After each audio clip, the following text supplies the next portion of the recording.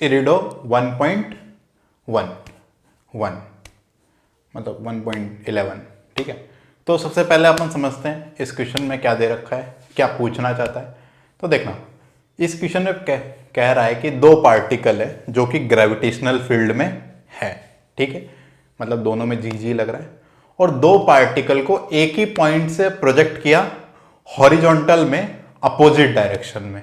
दो पार्टिकल को एक ही पॉइंट से हॉरिजॉन्टल में अपोजिट डायरेक्शन में प्रोजेक्ट किया v1 और v2 स्पीड से, जो कि क्वेश्चन में गिवन भी है।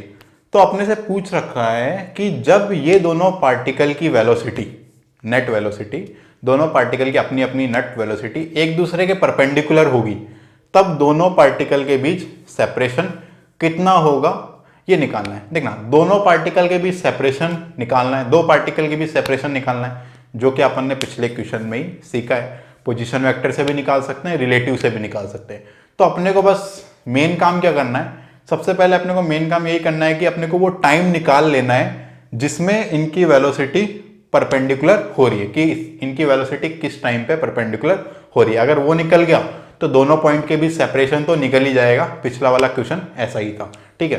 तो देखते हैं। तो मान लीजिए ये वो पॉइंट है जहां से अपन दोनों पार्टिकल को प्रोजेक्ट कर रहे हैं और ग्रेविटी नीचे की तरफ लग रही है, दोनों पार्टिकल को हॉरिजॉन्टल में प्रोजेक्ट कर रहे हैं। तो मान लीजिए एक पार्टिकल ये रहा, एक पार्टिकल ये रहा, पोजीशन एक ही है, दो अलग अलग दिखाने के लिए मैं उन्हें अलग अलग जगह बना रहा हूं। ये दोनों लगभग एक ही पोजीशन है, दोनों पार्टिकल को एक ही पॉइंट से प्रोजेक्ट किया है। तो इसको मैं पार्टिकल नंबर 1 बोल देता हूं, इसको मैं क्या बोल देता हूं, 2 बोल देता हूं। तो इसको तो इनिशियली इधर की तरफ प्रोजेक्ट किया है v1 से, इसको इधर की तरफ प्रोजेक्ट किया है v2 से। अब देखना, इस पे हॉरिजॉन्टल में तो हमेशा इसकी स्पीड v1 ही रहेगी, पर वर्टिकल में इसमें एक्सेलेरेशन है तो वर्टिकल में नीचे नीचे धीरे धीरे वेलोसिटी गेन करता जाएगा। वैसे ही इसकी हॉरिजॉन्टल में तो हमेशा v2 ही रहेगी, पर वर्टिकल में धीरे धीरे वेलोसिटी गेन करता जाएगा। तो अगर अपन देखेंगे इस पार्टिकल को, तो ये पार्टिकल कुछ कैसा चलेगा, ऐसा चलेगा, और इस पार्टिकल को देखेंगे तो ये पार्टिकल कुछ कैसा चलेगा, ऐसा चलेगा। तो मान लेते हैं किसी इंस्टेंट पे ये यहां पे था और ये कुछ यहां पे था, जब दोनों की वेलोसिटी क्या हो गई थी, परपेंडिकुलर। तो इसकी वेलोसिटी मैं मान लेता हूं v2 नॉट हो गई थी नेट, ठीक है, और इसकी वेलोसिटी क्या हो गई थी, इसकी वेलोसिटी इधर की तरफ कुछ v1 नॉट हो गई थी, और दोनों एक दूसरे के परपेंडिकुलर हो रही थी, क्योंकि एक्सटेंड करके अपन देख सकते हैं, ऐसे एक्सटेंड कीजिए और ये परपेंडिकुलर हो रही होगी ऐसे यहाँ पे, ठीक है। तो दोनों वेलोसिटी एक दूसरे क्या हो रही होगी, परपेंडिकुलर। इस पॉइंट पे ऐसा अपन ने माना है, तो अपने को इन दोनों पॉइंट पे सेपरेशन ही निकालना है, ये वाला सेपरेशन निकालना है। तो देखना, करते हैं। आप देखिए, इसका आप किसी भी टाइम पे वेलोसिटी लिखिए नंबर 1 वाले पार्टिकल की।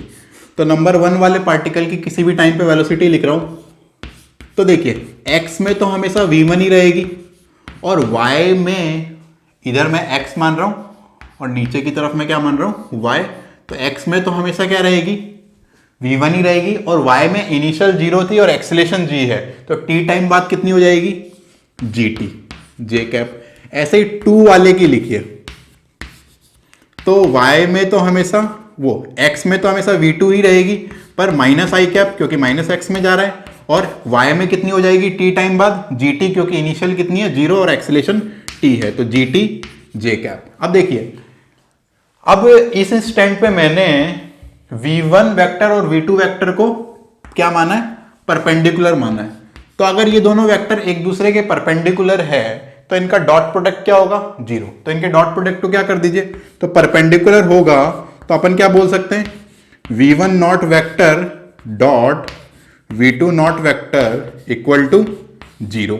तो देखिए यहां पे क्या लिख सकते हैं, v1 आई कैप gt j कैप का डॉट प्रोडक्ट कीजिए, क्या लिखेंगे, v2 माइनस आई कैप और क्या, gt j कैप, और बराबर क्या करना है अपने को, 0। तो देखना, x का आई कैप के साथ, j कैप का j कैप के साथ, तो यहां पे क्या हो जाएगा, माइनस v1 v2, और उधर क्या हो जाएगा, plus g square t square बराबर 0।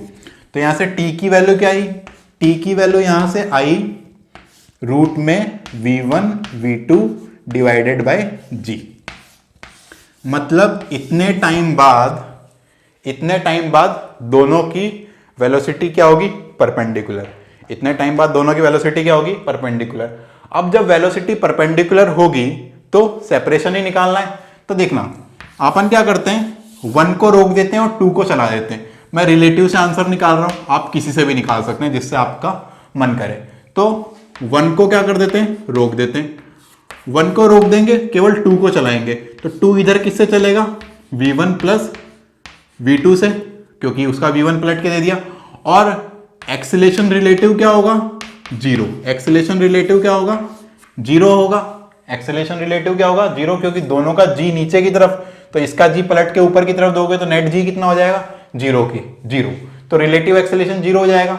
मतलब 1 के रेस्पेक्ट में जो 2 है अपना, वो हमेशा किधर जा रहा है, इधर जा रहा है। और किस स्पीड से जा रहा है, v1 प्लस v2 से जा रहा है। तो इतने टाइम में कितना चल जाएगा, v1 plus v2 into T, इतना चल जाएगा। तो यही दोनों के बीच क्या होगा, सेपरेशन। यहां पे आप t की वैल्यू भी रख सकते हैं। तो v1 प्लस v2 तो रहा, और t की वैल्यू क्या है, root v1 v2 divided by g। तो ये क्या आ गया, दोनों के बीच सेपरेशन। अगर आपको और डाटाबेस आंसर तक जानना है तो v1 v2 की वैल्यू क्वेश्चन में दे रखी है, g की वैल्यू तो अपने को पता ही है। वहां पे ये वैल्यू यहां पे रख के अपन दोनों के बीच का सेपरेशन कितना है वो भी कैलकुलेट कर सकते हैं। तो इस क्वेश्चन को इस तरह से सॉल्व करेंगे। मेन इसमें यह था कि अपने को टाइम निकालना था कि कितने टाइम बाद उनकी वेलोसिटी क्या होगी, परपेंडिकुलर। अगर आपने टाइम निकाल लिया तो सेपरेशन तो अपन ने पिछले क्वेश्चन में ही निकाला था, तो फिर वो कोई बड़ी बात नहीं रहेगी। ठीक है, तो इस क्वेश्चन को देख लीजिए।